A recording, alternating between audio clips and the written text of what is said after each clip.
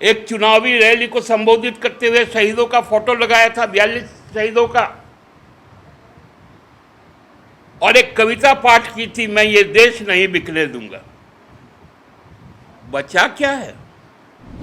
आज एक बहुत ही गंभीर मुद्दे पर आप लोगों से बात करनी।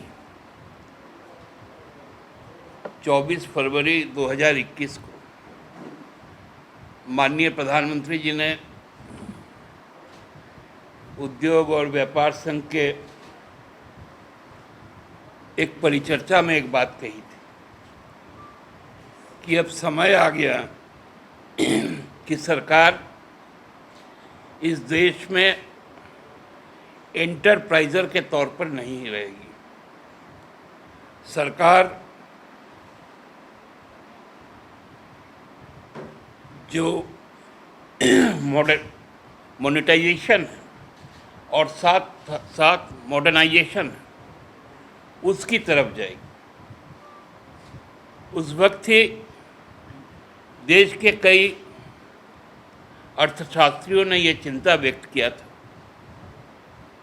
क्या ये देश को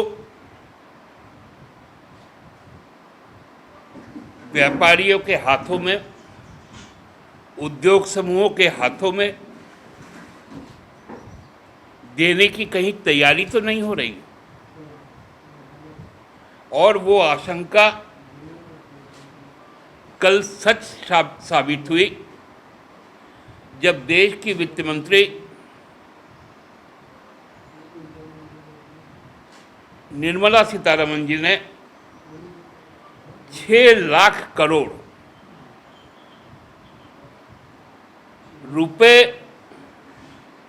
प्राप्त करने के लिए देश के सभी संपत्ति जैसे राजमार्ग, रेल,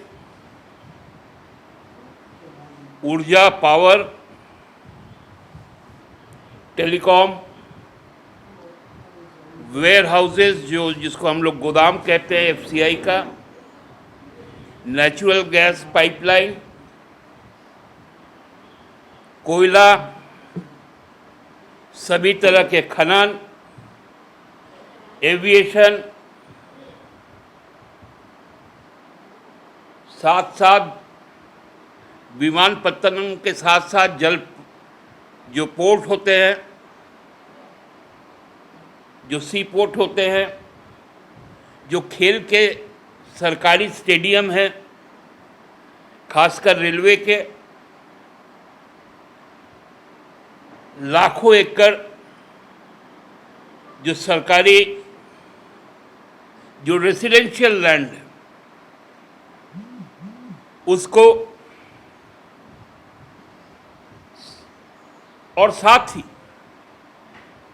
जो अर्बन रियल एस्टेट है उन सब की नीलामी की बोली लगा दी। इस देश के राजमार्ग का 27% राजमार्ग अब पूंजीपतियों के हवाले होगा।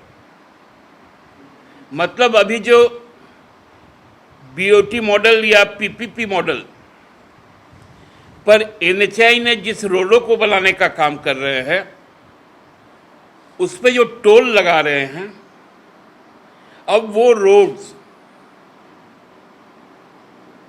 प्राइवेट रोड्स हो जाएंगे। अब उनकी अनुमति से उस रोड में परिवहन परिचालन किया जा सकेगा। उसका वो मनमाना या अपने द्वारा जो तय राशि होंगे उसको अदा करना पड़ेगा। एक 400 स्टेशन इस देश के रेलवे स्टेशन,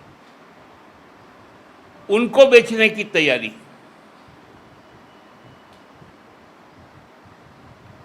25 इसके पहले तो लगभग 15 मुख्य जो एयरपोर्ट्स हैं उनको तो बेच ही दिया। अब 25 और भी जो व्यस्त एयरपोर्ट्स हैं उनको भी बेच देंगे। 400 रेलवे स्टेशन बेच देंगे, 90 यात्री ट्रेन बेच देंगे, 1400 किलोमीटर रेल पटरी बेच देंगे, 265 जो गुड्स शेड होते हैं रेलवे के, जहां माल का ढुलाई के लिए आना और वहां से जाना होता है, वो बेचेंगे। जो गुड्स ट्रेन के लिए, मालवाहक ट्रेन के लिए जो डेडिकेटेड फ्रेट है, जो ट्रैक्स है, उनको भी बेचेंगे। 27,600 किलोमीटर राजमार्ग बेचेंगे। 4 रेलवे जोन्स को बेचेंगे जो पहाड़ी राज्यों का है। दार्जिलिंग है, शिमला है, कालका है, नीलगिरी है। मतलब बहुत साफ हो गया है इस देश का कोई भी सरकारी उपक्रम अब देश का नहीं रहेगा। बहुत आश्चर्य हम लोगों को नहीं करना चाहिए कि रात को जब हम सोएंगे तो झारखंड राज्य में सोएंगे, रात 12 बजे मालूम चलेगा कि हमारा राज्य भी बिक चुका अडानी के पास, और कल से हम अडानी खंड में रहेंगे। केवल राज्य नहीं बिका, जो 3.5 करोड़ यहां की जो आवाम है, मेहनतकश मजदूर है, किसान है, छात्र है, नौजवान है, महिलाएं हैं, बुजुर्ग है, ये 3.5 करोड़ लोग भी बेच दिए गए। कि अब आप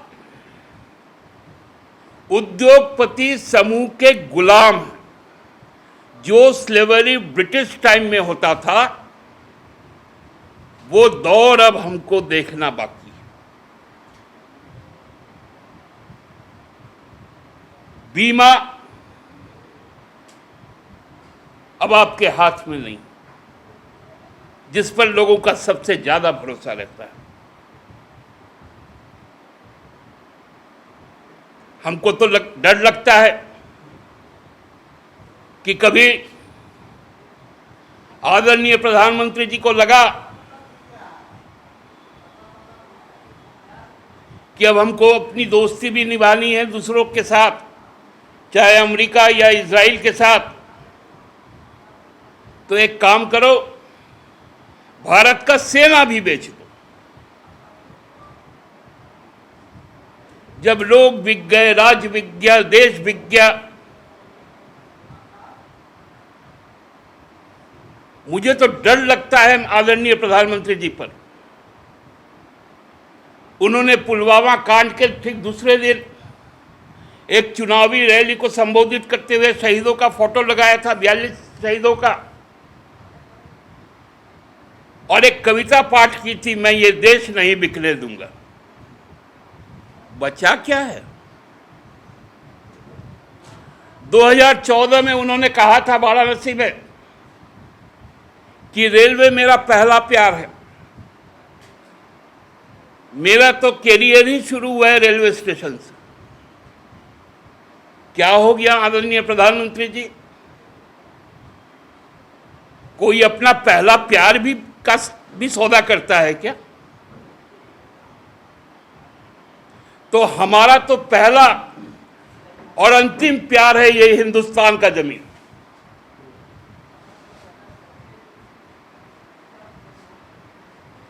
तो हम क्या आपसे कुछ प्रेरणा ले क्या इस मामले में?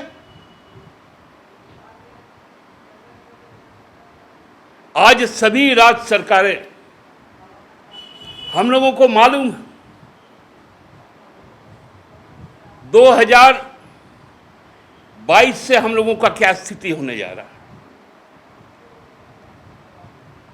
लोगों की तो छोड़ दीजिए, सरकारें दाने दाने को मोहताज होंगी।